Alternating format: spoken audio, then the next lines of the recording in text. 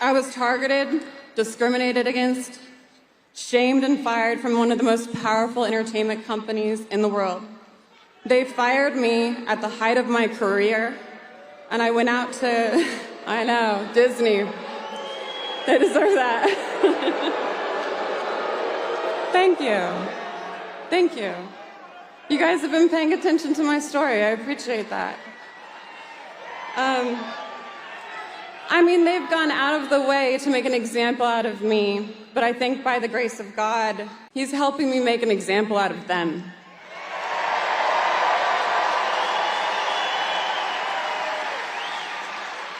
I'm currently suing Disney with Elon Musk's and X's backing.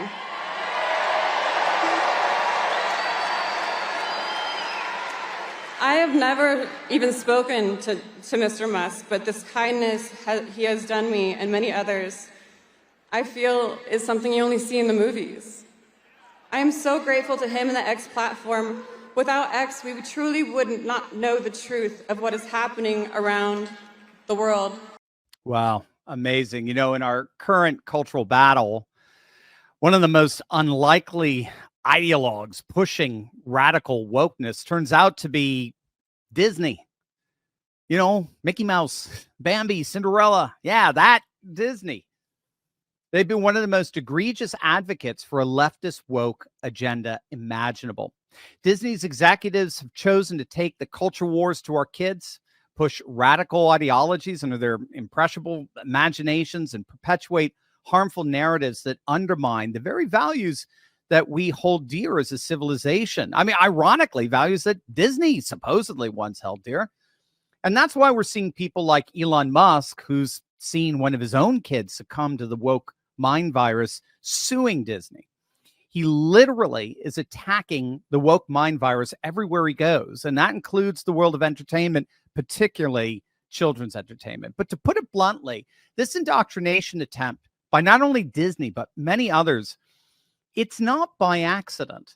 It's a calculated strategy employed by these corporate behemoths that have long held a monopoly over children's entertainment. They've exploited the trust and loyalty of families who are unwittingly funding this ideological onslaught through subscriptions, movie purchases, and the like. Yet when confronted about their controversial content, Disney remains largely silent, emphasizing that the narrative they push is crafted for acceptance, while genuine inquiries about its ramifications are ironically dismissed and excluded. As more families fall prey to Disney's stealthy infiltration, I think we're all aware of its consequences. Our children are becoming vessels for leftist propaganda, molded to believe in divisive ideologies that are even now ripping families in our society apart. So what can we do about this?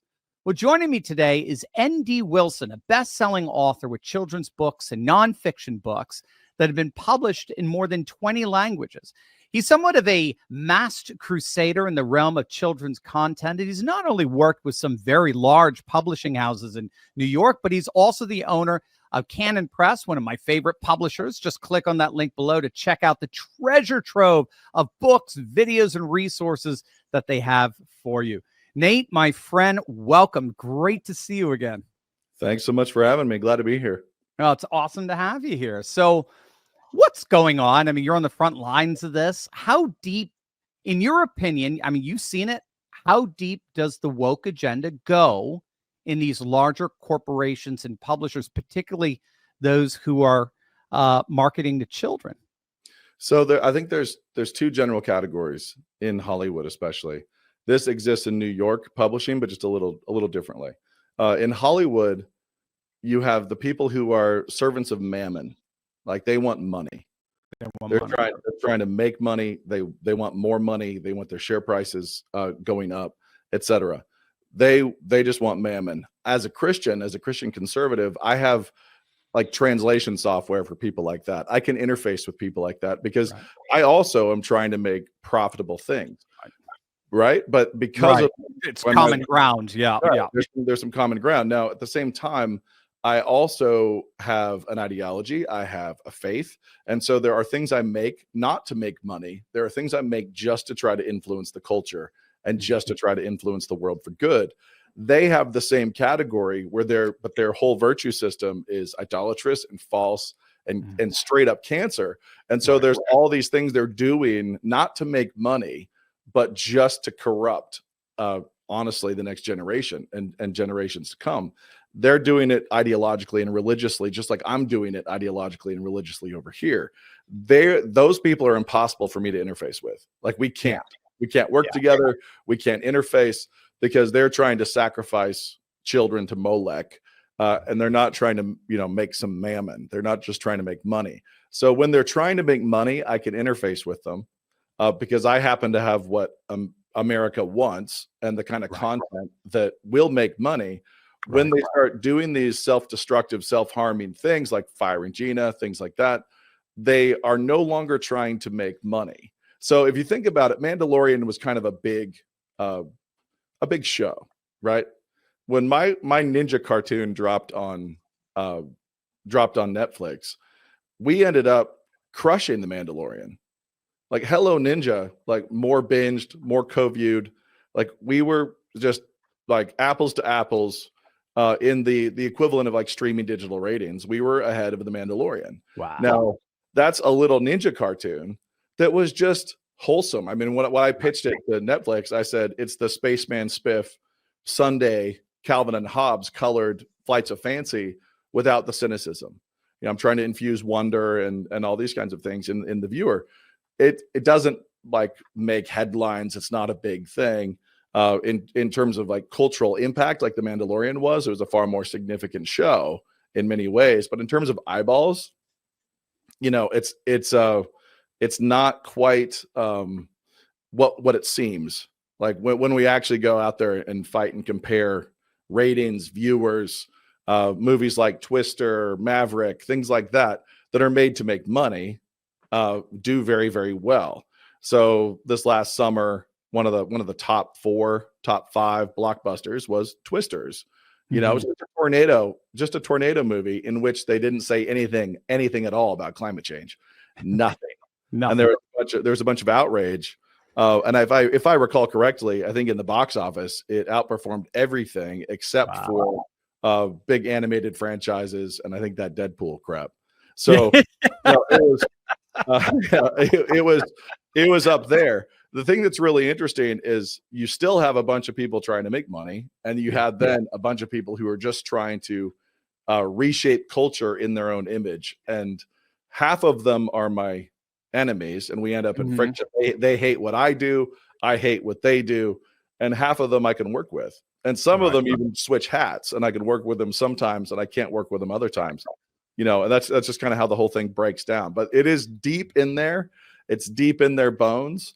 And if you make something subversive and rotten and cancerous in Hollywood, you do get invited to the right cocktail parties. You do get, lateral moves and promotions, and there's all the social rewards for that kind of thing, even when your show or movie fails to actually reach the marketplace effectively.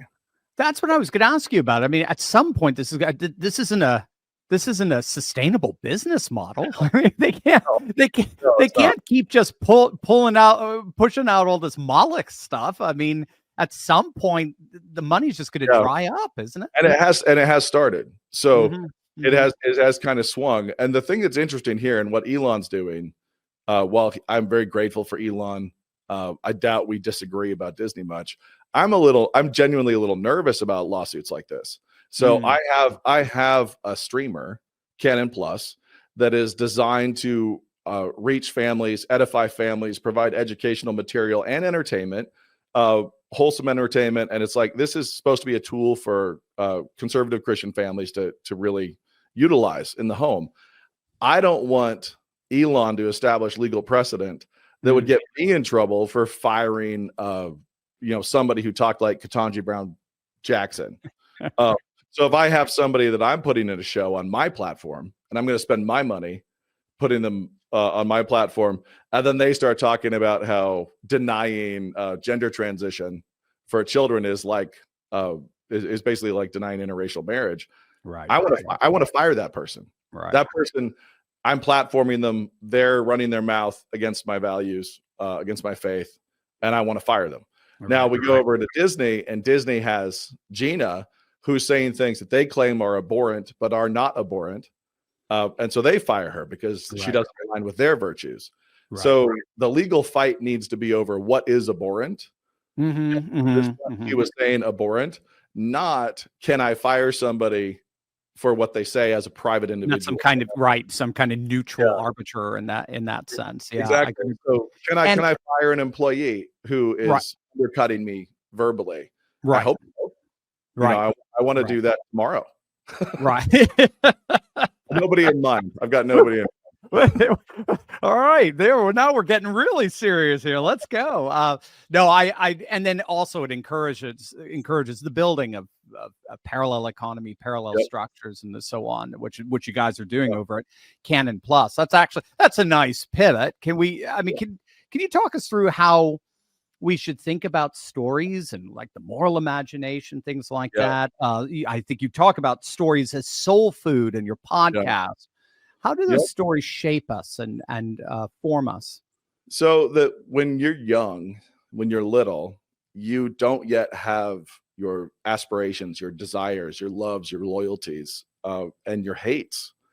And so when your parents read with you, when they tell you stories, when they tell you Bible stories, when they read you stories from history, each of these stories will honor particular behaviors and particular characters. And each of these stories will identify villains and cowardice and so on. And so when you were talking about Disney at the beginning, Disney's danger goes way back. I coach basketball, and even recently I was telling guys, like, let's not be Disney princesses. Like, nobody follow your heart. Nobody follow your heart here. Like, sacrifice for the team. This isn't about you. This isn't personal fulfillment, all that kind of thing. So Disney has been saying, follow your heart, rebel against your parents. Your parents several decades, for a long time, right? Yeah. And now what they're doing is they're catechizing young loves and loyalties and disloyalties. So they start to shape and mold the disloyalties of their young viewers who want to be like their characters. And so you have kids who become more and more disloyal to their parents and more loyal to the culture, to the zeitgeist, to whatever happens to be, whatever wind is blowing. And so when you tell kids wholesome stories, good stories that are true, good, and beautiful, that are inspiring, Narnia Chronicles, Lord of the Rings, things like that, and Bible stories, and then stories of great heroes out of history, you are shaping their aspirations. When they become teenagers, when they become adults, they will have admiration for those things which are admirable, and they will despise those things which are despicable. If you're doing it right, if you're giving them a wholesome diet. And so kind of like if you think about RFK's MAHA movement, let's stop ingesting chemicals. Let's make America healthy again. Sure, fine, knock yourselves out. The thing I really care about is doing the same thing for the mind and for the imagination. Yeah. And so when people walk away from marriages, when people walk away from children, when the entire pro-choice abortion movement is fueled by self-fulfillment, believing in yourself, and wanting to be a Disney princess, it just is. And you're willing to murder someone to do it. Somebody else doesn't matter at all. Their life is meaningless, totally meaningless, because you have a dream. I have a dream of, being a branch. And you have a heart to follow. And I've got a heart to follow, and my heart wants to be a branch manager at Dunder Mifflin. And so I have to murder someone to not get in the way of that. It's Dunder Mifflin, man. Ooh, ouch. It's broken. It's really broken. The whole system's broken. And so it is essential that parents be telling their kids stories that are good. They give them strong bones at the imagination and the soul level. And so when I talk about stories are soul food, I want the right stories, strengthening souls and imaginations, and shaping people's aspirations, their loves, their loyalties, and their disloyalties. So are they ultimately loyal to the self, or are they loyal to a standard outside the self? Do they admire the true, good, and beautiful and aspire to that? Or do they think that beauty and truth and goodness are all relative and just really whatever? And so you can castrate a 10-year-old, sure, because they felt like it right then. Right.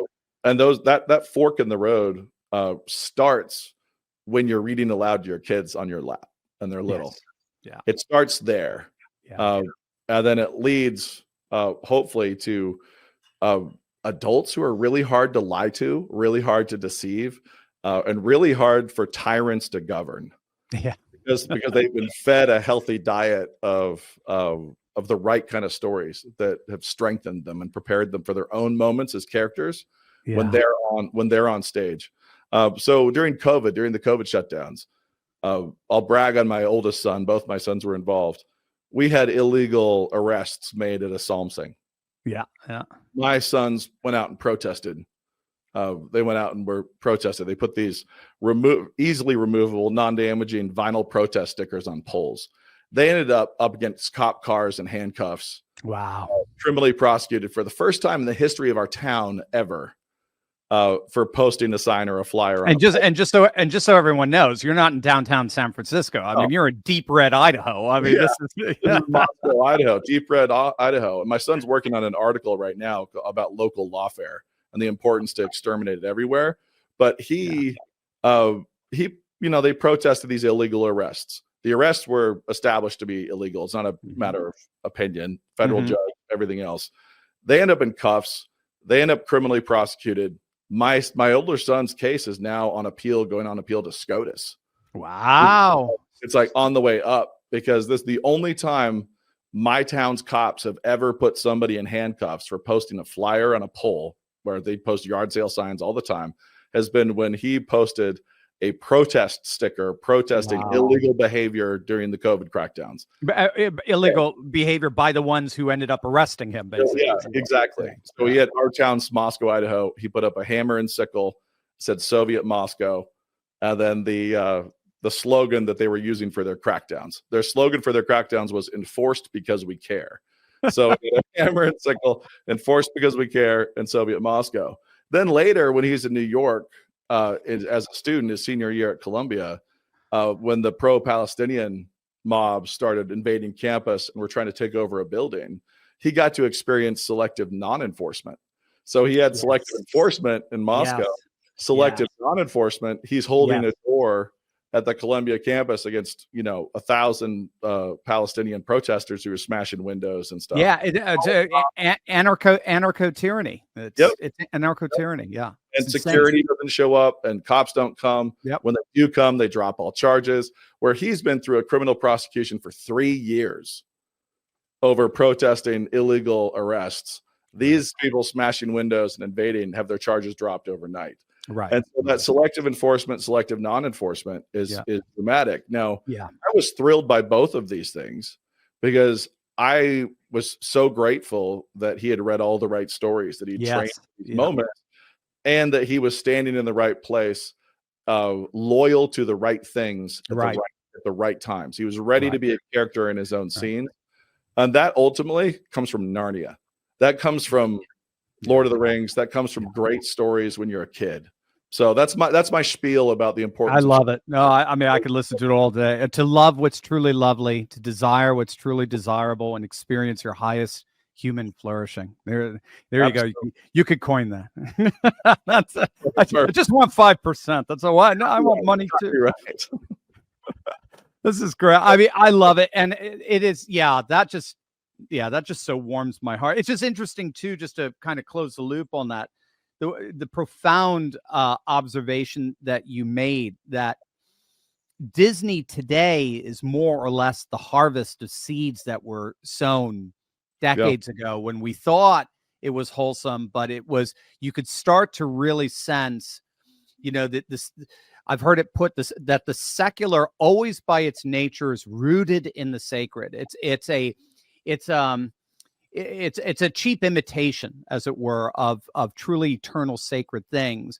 And then, but you always have it. Every society has it in some way, shape, or form. But every once in a while, secularism will break away from the sacred and try to do its own thing. And it seems to me that's what we were seeing in the 40s, 50s, 60s, is secularism was really trying to do its own thing. And then it just begins to degenerate. It just begins to rot because there's no eternal sacred to renew it and replenish it and worship, and it's just all gone. So it ends up just dying. And the good news is that it ends up becoming compost, and all of a sudden the sacred seeds blossom again. But it seems to be, I really like, and I hope everyone really got what you just said there, that what we're seeing today in many respects is the harvest of seeds that were planted, even in a time we thought we were doing pretty good.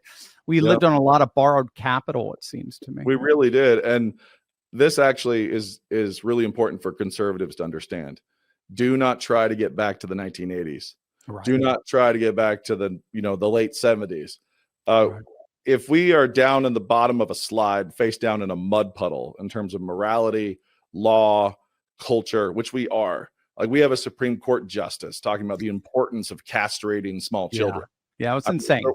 This is totally nuts. We're face down in a mud puddle at the bottom of a slide.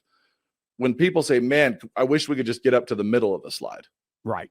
I wish we could get up 3/4 of the way up the slide. So we need to get off the slide. Right. If we get back off the slide, we're going to go right back down. And so when people try to get back, when they don't understand the seeds that were planted, and they don't understand where they were planted. Now, incidentally, I'm not saying don't watch Little Mermaid. I'm not saying don't watch Aladdin. I watched those with my kids when they were little, and we had conversations. Their brains were on, and I talked to them about not being baby birds that just swallow anything. They need to actually resist it, be active viewers. So it wasn't a total boycott when they were kids. It was, hey, tell me what Ariel did wrong. Like, what should she have done? Where is she stupid?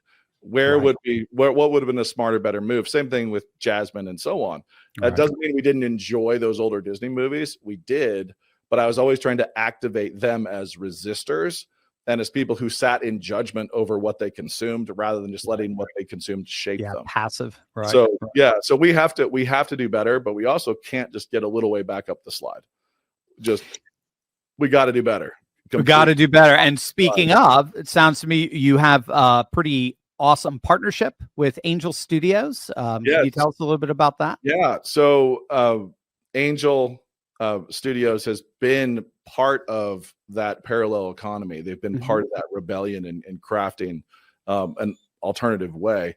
And I'm really excited to be partnering with them on a few things that we've been producing with my team here at Canon Plus. And I'm only one of the owners of Canon, I should say. I'm not the owner of Canon, but with our teams over here at Canon Plus and my production company, we have ticked off one of the bucket list items for me, which was family nature documentaries that were not atheistic and did not attack faith and wallow in despair, and also did not treat mankind like a cancer on the earth.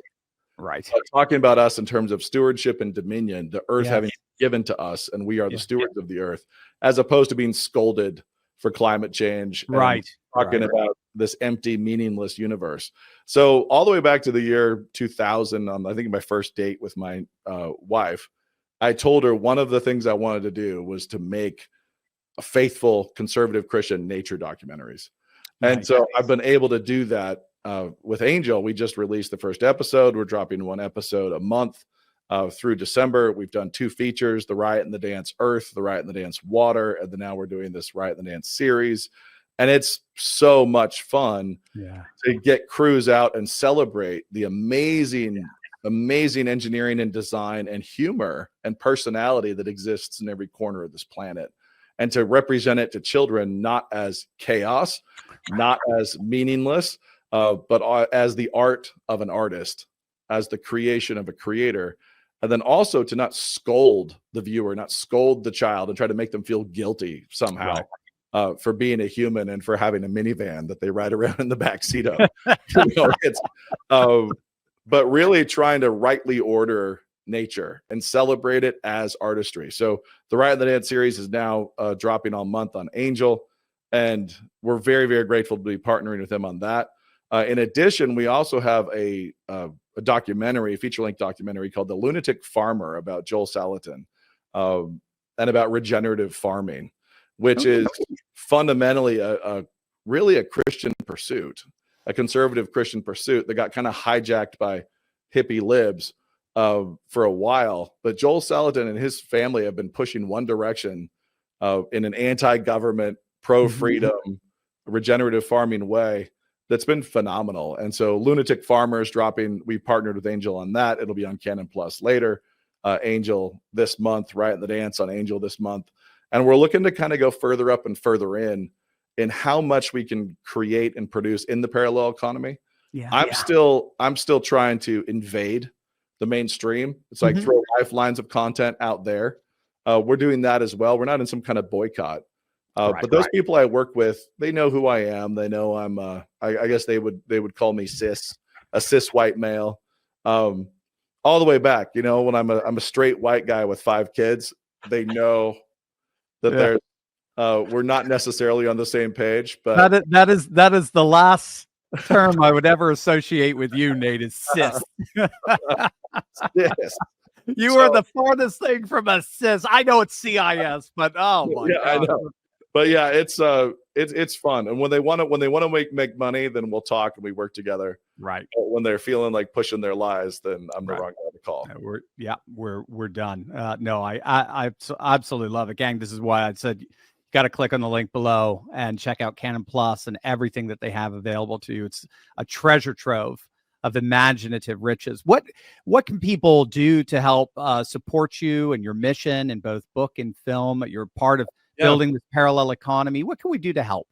I think honestly, wherever you see people laboring to build infrastructures that are not answerable to Babylon, try to support them. If you're able to subscribe to Angel, do so. If you're able to subscribe to Canon Plus, do that. If you can support Matt Walsh's movies, do that. You know, it's like you want to anywhere where somebody is resisting, like just try to be supportive. But the single most important thing people can do, and I mean this from the bottom of my heart, is that they can labor to be faithful characters in their own moments and in their own stories, loyal to God and to his truth, his goodness, and all the beauty he's crafted. And then also be faithful in how they educate their kids and how they train their kids, training active rebels, resistors of lies, people who are very, very difficult to deceive. If everybody starts doing that in their own home within their own reach, then we are getting off the slide. We're finally off the slide, and this culture can start going in a healthier and healthier direction. Support those people who are trying to build infrastructures that are not answerable to Molech in any way, but really work and labor to learn and grow as individuals and to be faithful in your own moments and to your own people. I think that's absolutely critical right now. Doesn't come out very well as a saying, but make wonder great again. But then it becomes Mawa, and it doesn't quite work. Yeah, sounds like a franchise. We're ready. Let's go. Let's go, Mawa. That's all right. Yeah. Oh, I love it. Gang, make sure to click on that link below. Check out Nate's podcast, Stories for Soul Food. Check out all the resources over at Canon Plus, streaming resources and the like. Both the podcast and the press are going to absolutely blow you away and nourish that imagination show so we can experience our ultimate human flourishing. ND Wilson, dude, you are the best. I could talk to you for hours. Well, we've talked to you into the wee hours, but I feel so weird chatting with you during the daytime. Well, let's schedule something at 2 a.m. when I'm at my best. That's right. And he is, believe it or not. He's very good. He's very sharp. Love you, Nate. Thanks so much for being with us. Thanks so much for having me on. You bet.